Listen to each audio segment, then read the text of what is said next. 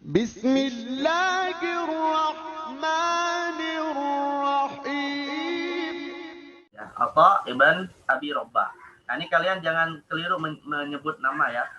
Ya, coba saya tanya, kalau Bilal itu apa? Bilal nama ayahnya siapa ya, Akhwat? Sahabat Nabi Muadzin, Bilal. Bilal bin Rabah. Bilal bin Rabah atau Bilal bin Abi Rabah? Bilal bin Rabah. Bilal bin Rabah. Kalau Atha bin Rabah atau Atha bin Abi Rabah? Atha bin Abi Rabah. Bin Abi Rabah.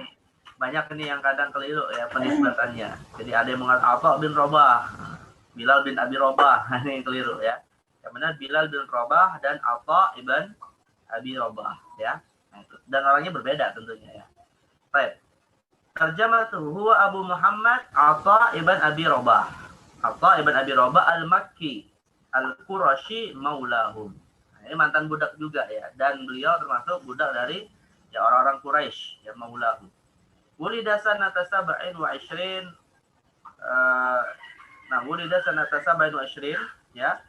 Ini pada masa khalifahnya siapa? Khalifah Utsman ibn Affan, beliau lahir tahun ke-27 Hijriah. Wa tuwfiya sanata arba'asyarah wa mi'ah min al-hijrah.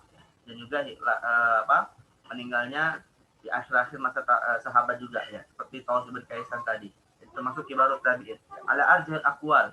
Kana rahimahullah aswad a'war aftash ashal a'rad thumma ama ba'da dzalik. Nah, ini sifat fisiknya yang banyak cacat ya. Aswad, kulitnya hitam, a'war.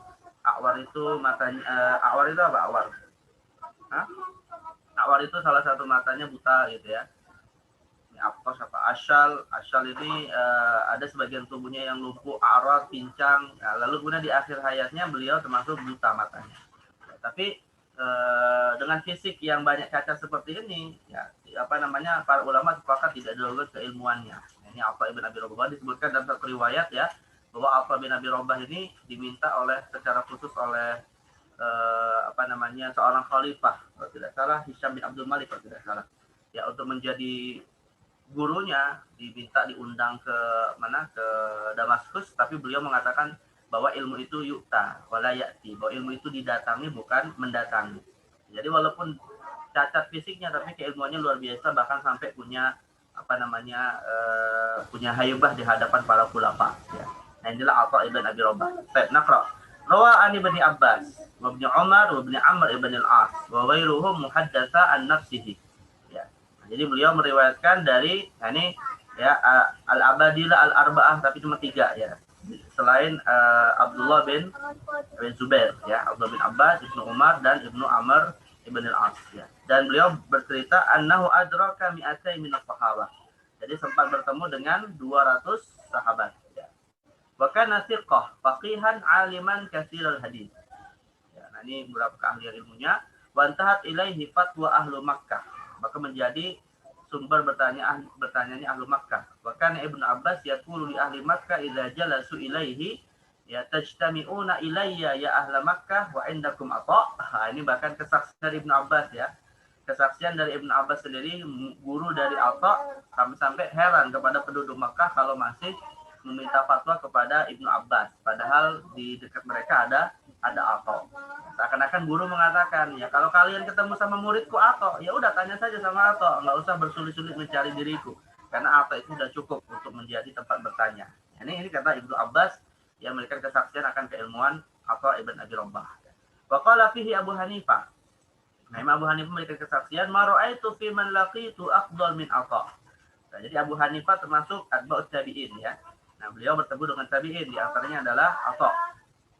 Yang memberikan kesaksian bahwa Atha ibn Abi Rabah ini orang yang sangat utama. Wa la laqitu fi man laqitu aqdzab min Jabir al-Juhfi. Nah, ini dia orang lain ya. Jadi Abu Hanifah memberikan kesaksian orang yang paling afdal adalah Atha, dan yang paling pendusta adalah Jabir al-Juhfi. Nah, Jabir al-Juhfi ini salah satu tokoh yang banyak memasukkan hadis ya.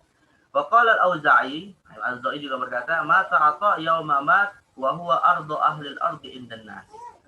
Jadi ketika meninggalnya Atha ya, maka beliau adalah manusia yang paling diridhoi yang meninggal ya saat itu.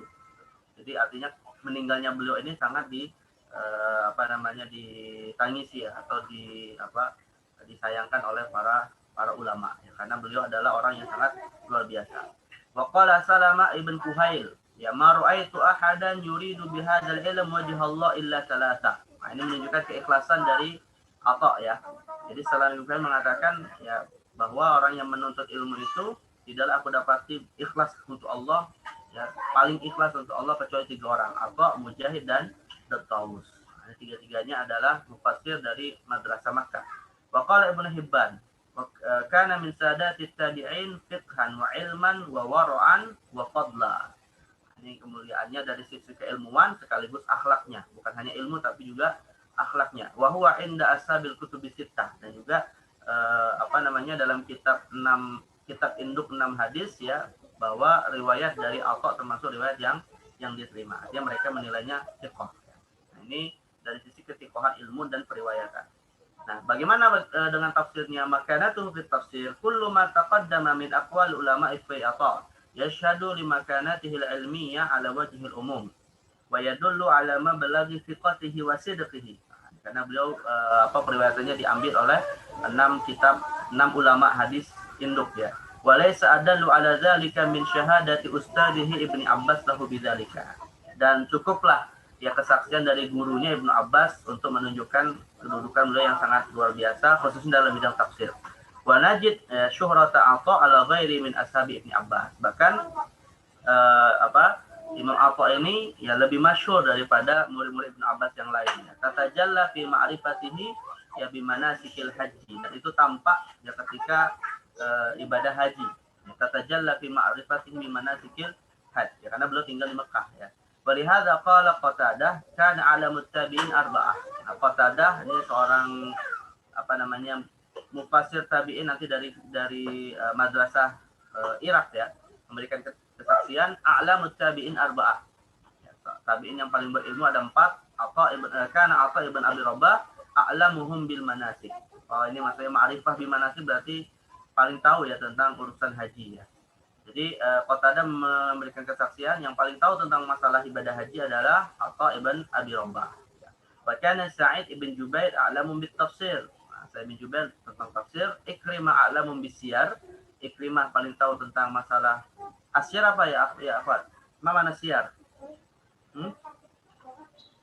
Sirah, Ustaz. Sirah? Asyar ini sebenarnya lebih khusus, bukan hanya sirah ya, bukan sirah dalam arti umum. Siyar ini lebih khusus adalah ghazawat ya.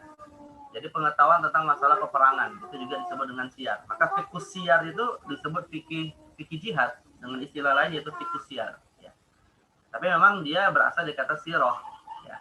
Tapi maknanya secara khusus adalah terkait dengan masalah peperangan. Baik, bukan Al-Hasan a'lamuhum bil halal wal haram, dan Al-Hasan Al-Basri adalah yang paling tahu tentang al-halal wal haram. Nah, ini kesaksian dari Qatadah tentang keilmuan beberapa tabi'in. Wa idza nahnu tatabba'na ar-ruwah an Ibnu Abbas najid anna Atha ya Ibn Abi Rabah lam yuqti min riwayati anhu kama aftara ghairahu. Nah, tapi bedanya Ibnu Abbas ini rupanya ya tidak seperti Ikrimah yang sudah kita baca sebelumnya ya, atau tidak seperti Mujah juga tidak terlalu banyak ya. Ikrimah yang paling banyak memberikan tafsir dari Ibnu Abbas, tapi Atha termasuk murid Ibnu Abbas yang tidak terlalu banyak ya meriwayatkan tafsir dari Ibnu Abbas, sama seperti Ikrimah yang sama seperti Mujahid yang sudah kita bahas ya. Wa najid Mujahidan wa Sa'id ibn Jubair yasbiqanihi min nahiyatil ilmi fi tafsir kitabillah. Nah, karena itulah Mujahid dan Sa'id bin Jubair ya dianggap lebih mendahului lah kemampuan ilmu tafsirnya daripada Atha bin Abi Rabah. Walakin hadza la yuqallilu min qimatihi baina ulama tafsir. Namun ini bukan berarti kita merendahkan kata Syekh Az-Zahabi atau tidak menjatuhkan kedudukan tafsirnya, walaupun beliau dianggap dari sisi produktivitas tafsirnya riwayat dari Ibnu Abbas tidak lebih banyak daripada Mujahid dan Sa'id bin Jubair ya. Wala'alla iqlaluhu fi tafsir yaji ila taharrujihi min al-qauli bir-ra'yi. Nah, ini alasannya nih ya. Jadi bisa jadi kenapa beliau ini sangat sedikit sekali produktivitas tafsirnya. Ya, karena beliau termasuk sosok ulama yang sangat berhati-hati dalam menafsirkan Al-Qur'an. Ya, faqad qala Abdul Aziz bin Rufai su'ila Atha an mas'alatin faqala la adri.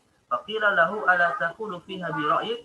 qala inni astahi minallah an yudana fil ardi bi ra'yi. Nah, ini alasannya ya. Jadi jawaban kenapa beliau tidak banyak menafsirkan Al-Qur'an, karena orang yang sangat berhati-hati sekali di dalam menafsirkan Al-Qur'an, apalagi kalau itu dengan ra'yinya. Maka setiap kali ditanya atau ketika pernah ditanya tentang sesuatu yang beliau tidak yakin jawabannya, dan ini ada para ulama ya akhwat, ada para ulama itu tidak bermudah-mudahan menjawab ya, atau tidak bermudah-mudah menyampaikan fatwa kalau memang tidak yakin akan jawabannya. Makanya di antara ada para ulama adalah mengajarkan murid-muridnya kata-kata la adri, ya aku tidak tahu. Artinya tidak tahu itu karena memang tidak tahu benar gitu ya. Tapi kalau misalnya tahu ya nggak boleh menyembunyikan ilmu, itu kitmanul ilmi. Tapi memang kalau nggak tahu ya sudah, katakan tidak tahu, dan itu bukan aib bagi seorang alim gitu ya. Dan kemudian ketika ditanya kenapa tidak menjawab dengan ro'inya, ya artinya tidak beristihad saja gitu, maka dia mengatakan ini astahi minallah an yudana fil ardi bi ro'i. Aku malu kepada Allah ya beragama di dunia ini dengan akalnya. Artinya beragama tidak berdasarkan wahyu Allah Subhanahu wa taala. Nah, maka taharusnya ini tadi ya, kehati-hatian beliau di dalam menafsir Al-Qur'an membuat produktivitas tafsirnya ini tidak cukup banyak dibandingkan mufassir lain dari kalangan tabi'in, khususnya madrasah Makkah. Maka ini kedudukannya atau diurutkannya nomor terakhir ini ya, nomor 5 setelah Sa'id bin Jubair, kemudian Mujahid, Ikrimah, dan Tawus ibn Kaisan al-Yamani. Baik, ya ini madrasah Makkah.